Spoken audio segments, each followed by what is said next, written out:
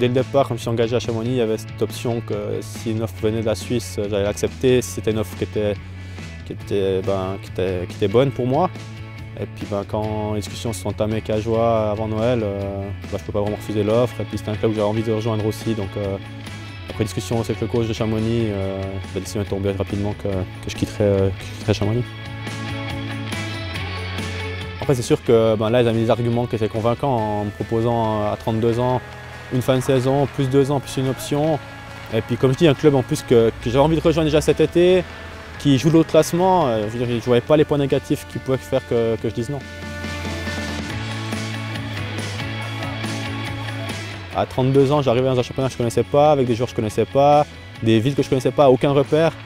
J'ai été capitaine pour la première fois de ma carrière, j'ai tout eu, quoi. Chamonix, pour moi, c'était une étape qui était peut-être tard dans ma carrière, mais qui m'a apporté beaucoup.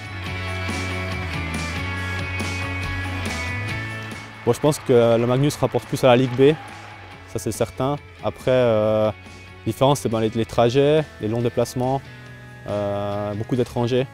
Et puis il y a comme en Ligue B, il y a un peu de championnat, il y a les équipes du bas qui ont un niveau inférieur, puis les grosses équipes qui ont de l'argent, qui ont un bon niveau. J'ai dû m'y remettre un peu quand même parce que c'est vrai que déjà surtout le plus gros choc c'était les entraînements. Parce qu'en Magnus on s'entraîne très peu, du fait qu'on déplace beaucoup, qu'on part pour 2 jours, 3 jours, c'est plutôt des warm-up de match, il n'y a pas vraiment d'entraînement de fond.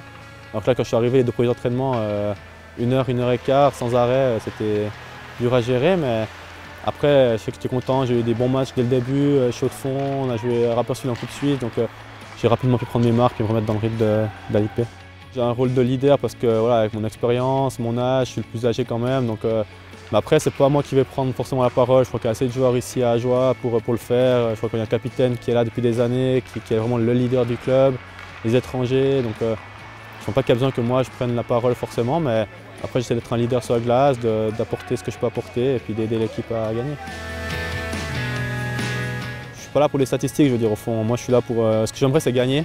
Si on pourrait arriver à faire une finale avec Ajoie et puis la remporter comme il y a 2 ans, ça serait mon plus grand rêve. Bien plus que d'avoir 30 points en fin de saison ou quoi que ce soit.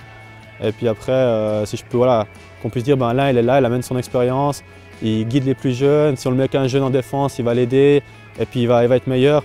C'est ça que j'aimerais qu'on retienne de mon passage ici.